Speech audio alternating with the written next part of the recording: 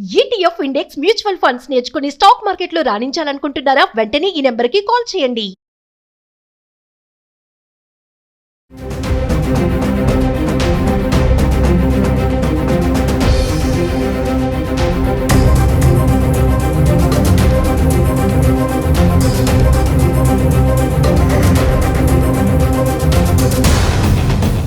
నమస్తే, welcome back to Suman TV. ప్రస్తుతం మనతో పాటు ఉన్నారు ఫ్యామిలీ కౌన్సిలర్ రజనీ రమ గారు. నమస్తే మ్యామ్. నమస్తే నవీన.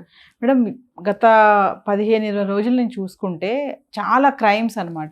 లేడీసే కానీ జెంట్సే కానీ ఇల్లీగల్ అఫైర్స్ పెట్టుకోవడము, అక్కడ హస్బెండ్ అని లేదు, ఇంక ఫ్యామిలీ మెంబర్స్ అని లేదు, పిల్లలు అని లేదు, అంటే వాళ్ళ యొక్క అఫైర్కి అడ్డొస్తుంటే ఎవరినైనా చంపేస్తున్నారు. ఆ క్షణంలో వాళ్ళకి ఏం తెలియట్లేదు, ప్రేమ, బాధ్యత, గౌరవం ఏది లేదు, వయసు కూడా సంబంధం లేకుండా తయారవుతున్నారు. రీసెంట్గా ఒక ఇన్సిడెంట్ చూసుకుంటే మేనల్లుడే అని చెప్పేసి ఇంట్లో పెట్టుకున్నారు. మామూలుగా ఏదైనా చదువుకునే పిల్లలు ఉంటే పెట్టుకుంటాం కదా, మా ఇంట్లో చదువుకోరా, నువ్వు ఎందుకు అంత దూరం హాస్టల్లో ఉంటావు అనే ఒక ఆలోచనతో మేనల్ని ఇంట్లో పెట్టుకుంటే మరి చూస్తే చివరికి ఏం జరిగిందంటే ఒకసారి అదేగా పెద్ద తప్పు అయిపోయింది. ఆన్సర్ టాపిక్ అయిపోయింది. అదే చెయ్యకూడని తప్పు, చేసిన తప్పు. నీకేమన్నా 2 పిల్లలు ఉన్నారు, మరి మీ ఆవిడేమో బీఈడీకి ప్రిపేర్ అవుతుంది. ఎవరన్నా ఖాళీగా ఉన్నారా? ఎవరికన్నా ఓపికలు ఎక్కువ ఉన్నాయా? లేకపోతే ఇంకా 4 పెంచుకుందామని ఇంట్రెస్ట్ ఉంటుందా ఎవరికన్నా? నువ్వెందుకు పెద్ద ఇదిగా మేనల్లుని తెచ్చిపెట్టుకోవాలి? అక్కడికి అబ్బో మా అన్నయ్య చాలా మంచోడు, మా తమ్ముడు చాలా మంచోడు అనుకోవాలనే. కొంతమంది మగవాళ్ళు ఉంటారండి, ఎంతసేపు తన వైపే, భార్య వైపు ఆలోచించరు. ఎంతసేపు వాళ్ళకి బెనిఫిట్లు చేయడము, వాళ్ళకి అడవా చాకరీలని చేయడము, ఇంట్లో తెచ్చిపెట్టుకోవడం, చాకరీలు చేసి వస్తారు వాళ్ళ ఇళ్ళకి వెళ్ళి. ఇటు భార్యకి ఏమి సహాయం చేయరు, భార్యకి సపోర్ట్ ఉండరు, లేకపోతే భార్య తరఫు వాళ్ళకి ఏమైనా కావాలంటే చేయరు. ఇలాంటి వాళ్ళు ఏం చేస్తారంటే, ఏముంది 2 పిల్లలకు వండి పెడుతున్నావు కదా, వాడికి ముద్దే కదా పెట్టు, చదువుకుంటాడు, వాళ్ళ ఊళ్ళో ఫెసిలిటీ లేదు, మరి మేనమావగా నా బాధ్యత, ఇలాంటి మాటలన్నీ చెప్తారు. ఎస్, ఇలాంటి వాళ్ళకి ఎలా బుద్ధి రావాలి? ఈ రోజులు ఎలా ఉన్నాయి, ఎంత న్యూక్లియర్ ఫ్యామిలీస్ అయిపోయినాయి. సింగిల్ పర్సన్ అయినా సరే లేచి ఒక కప్పు టీ పెట్టుకోవాలంటే టైం ఉండకపోవచ్చు, ఆరోగ్యం బాగుండకపోవచ్చు, వీలు కాకపోవచ్చు, బద్ధకం కావచ్చు, ఇష్టం లేకపోతే, కారణం ఏదైనా సరే సింగిల్ పర్సన్కి తనకు తానకే చేసుకోలేక వస్తుంటే ఇక్కడ నువ్వు వెళ్ళి నీ వాళ్ళ పిల్లాడిని తీసుకురావటం ఏంటి? వాడేదో ఫంక్షన్కి వచ్చాడంట, వచ్చాడు, చూశాడు, వెళ్ళాడు, వాడేదో 2 నెలలు కోర్స్ చేయాలి, నువ్వు తెచ్చి నీ ఒళ్ళో పెట్టుకోవడం ఎందుకు? నీకు అంత బంకా ఇదిగా ఉంటే ఇంకో విధంగా సహాయం చేసుకో. తెచ్చి ఇంట్లో పెట్టుకోవడం ఏంటి? వయసు పిల్లోడు కాదు. ఇప్పుడు మనం ఒక 60 ఏళ్ళండి మనకి, సరే ఆ పిల్లాడిని పెట్టుకో, వాడికి అలాంటి ఆలోచనలు రావు. కానీ వాడు వయసు వస్తున్న వయసు వాడిది 17-18 సంవత్సరాలు, నీ భార్య యంగే 25 ఏళ్ళు కూడా ఉన్నాయా లేవో. అలాంటప్పుడు ఆకర్షణ జరగదా? అసలు నీకు బుర్ర లేదా? వయసు పిల్లని కానీ వయసు పిల్లని కానీ ఎవరి పిల్లని ఇంట్లో పెట్టుకోకండి. అంటే రిలేషన్స్ కూడా, అంటే మేనల్లుడే అని పెట్టుకున్నాడు, అసలు వద్దు. 10 ఏళ్ల వరకు మగపిల్లోడైతే పర్వాలేదు, 10 ఏళ్ల లోపు 2 సంవత్సరాల పిల్లైనా 1 సంవత్సరం పిల్లైనా, అక్కడి నుంచి ఏ వయసు ఆడపిల్లైనా అసలు పెట్టుకోకండి. 10 ఏళ్ల లోపు మగపిల్లోడైతే పర్వాలా, ఏదో ముద్ద పెడతామా బాబు, కాసేపు కథల పుస్తకాలు చదువుకోరా, సెలవులు కాబట్టి, ఏదో సెలవులు 4 రోజులు గడుపుతాడు, వెళ్ళిపోతాడు. వాటితో పెద్ద ఇబ్బంది ఉండదు. ఉంటుంది అక్కడ కూడా చిన్న దొంగతనాలు చేస్తారు, పక్కింటి పిల్లలతో ఆడుకోవడానికి వెళ్ళి అక్కడ ఏవో గొడవలు తీసుకొస్తారు, మీకు తలనొప్పులు.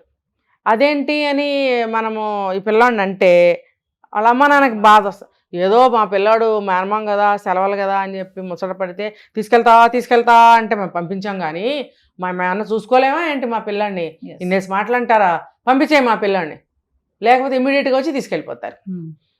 మరి లేదు పక్కింటి వాళ్ళు ఏమన్నంటే వీళ్ళ నైబర్హుడ్ పాడైపోతుంది. ఎందుకు ఇబ్బందులు? అసలు ఎవరు పిల్లల్ని తెచ్చుకోకండి. అసలు ఈ రోజుల్లో సొంతానికే పిల్లల్ని కనకండ్రా బాబు అని చెప్తుంటే ఎవరి పిల్లల్ని తీసుకొచ్చి నెత్తికి నేలకపోయేది నెత్తికి రాసుకునే అవసరం ఉందా నీకు?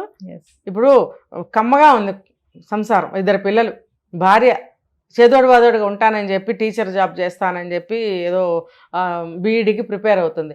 నీ ఇల్లు నువ్వు చక్కబెట్టుకోరా నాయన, దీపం పెట్టుకో చక్కగా. 2 వదిలేసి ఈయన డ్యూటీకి వెళ్ళేవాళ్ళు.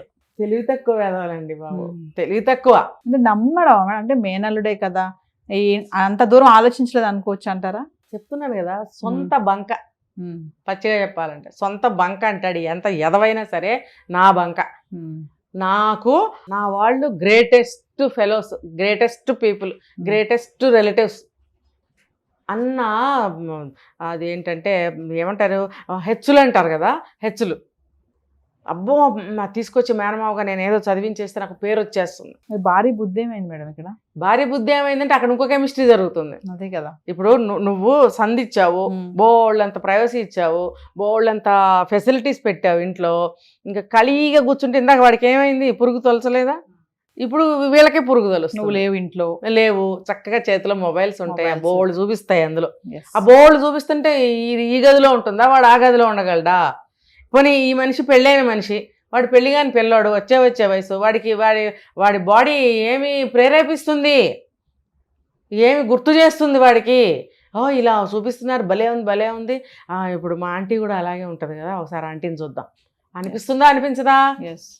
సో అదే పని చేశాడు. పైగా ఇదేం చేసింది, నాకు వస్తాయి ఇంకా వేరే మాటలు. ఏం చేసింది, నీ గదిలో ఏసీ లేదు, నా గది ఏసీ ఎందుకండి, వాళ్ళ ఇంట్లో ఏసీ ఉందా?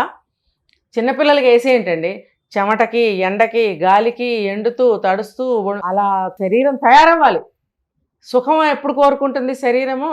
కష్టాలన్నీ పడిన తర్వాత ఒక వయసు వచ్చేస్తుంది, మిడిల్ ఏజ్ వచ్చేస్తే అప్పుడు శరీరము విశ్రాంతి కోరుకుంటుంది. అప్పుడు నీకు కావాలి కాస్తంత సుఖం. టీనేజ్ పిల్లాడికి సుఖం ఏంటి? అసలు నువ్వు ఆ ఉద్దేశంతో వాడిని పిలవాలా, నీకు వాడి పక్కలోకి పిలుచుకున్నావు. ఏ వంకతో నిన్ను పిలవాలి అని అంటే ఏసీ. ఆ పిల్లాడికి వాళ్ళ ఇంట్లో ఉందో లేదో మనకు తెలియదు, కానీ చిన్నపిల్లలకి నువ్వు ఏసీలోకి రా, నువ్వు పిలవటం ఏంటి, నువ్వు సిగ్గు లేకుండా? దీనికే పుట్టింది ఫస్ట్ పురుగు. వాడేమనుకున్నాడు, చెప్పాడుగా అందులో, నాకు కావాల్సిన పెరిగానమే డాక్టర్ పెరిగానమే తినమన్నాడు. అంటే నేను కోరుకునేది నువ్వు కోరుకునేది ఒకటే, అబ్బాయి ఇంకెందుకు తంతే బూరెలు గంపల పడినట్టు వాడు చక్కగా వచ్చేసాడు బంతిలాగా. ఇంకేముంది, ఇంకేం మనం వాళ్ళ నోళ్ళు మాట్లాడక్కర్లేదు, ఎవరో ఏం మాట్లాడక్కర్లేదు, రెగ్యులర్ గా వ్యవహారం నడుస్తుంది. శరీరాలే మాట్లాడుకుంటాయి, శరీరాలు పనులు చేసుకుంటాయి. మరి అనుమానాలు అనేవి ఇప్పుడు నిప్పు అనేది ఉంటే ఏదో ఒక సన్నగా పొగ ఏదో ఒక మూల నుంచి పొగ ఇంటి బయటకు వస్తుంది, ఇంటిపై నుంచి ఇలా పొగ అనిపిస్తుంది అనమాట. అప్పుడు దాకా ఏముండదు, అది ఆ బయటకు వస్తే అందరూ చూడరా ఏంటి పొగ వస్తుందని. ఇప్పుడు అదే జరిగింది. వాళ్ళ ఆయనకి అనుమానం వచ్చింది, చూసి వచ్చి ఏంటని కనుక్కుంటే ఏమి బొంకుతారు, ఏముండదు మా దగ్గర, మేమేం చేయలేము, మేమేమైనా బ్లఫ్ చేస్తారు. కానీ మళ్ళీ అతను నిర్ధారించుకున్నాడు, ఇంటికి వచ్చి చూశాడు. పోనీ నువ్వు ఇక్కడ వద్దు, 2 ఏళ్ళు పెట్టుకున్నాడు. 2 ఏళ్లలో అవ్వాల్సిన కార్యం అంతా అయిపోయింది. నువ్వు మళ్ళీ వెళ్ళరా నాయన హాస్టల్కి అని పంపిస్తే పాప పిల్లాడు వెళ్ళాడు. వెళ్ళినప్పుడు ఇది ఊరుకోవాలా? తప్పు ఎక్కడుంది? ఈ అమ్మాయి దగ్గరే ఉంది. నువ్వు పెళ్ళైన దానివి, పెద్దదానివి, ఆ పిల్లాడికి ఏమీ తెలియని పిల్లాడిని, వాడి భవిష్యత్తుని, వాడి జీవితాన్ని సర్వనాశనం చేసావు. అదే నీ కన్నబిడ్డ అయితే నువ్వు అలా చేస్తావా? అలా చేసేవాళ్ళు ఉన్నారు, ఆ కేటగిరీ వేరు. ఈ సందర్భంగా చెప్పుకోవాలంటే ఈ మనిషి చేస్తుందా? ఏదో మిగిలిపోయిన సామాన్లు తీసుకెళ్ళడానికి వచ్చాడు.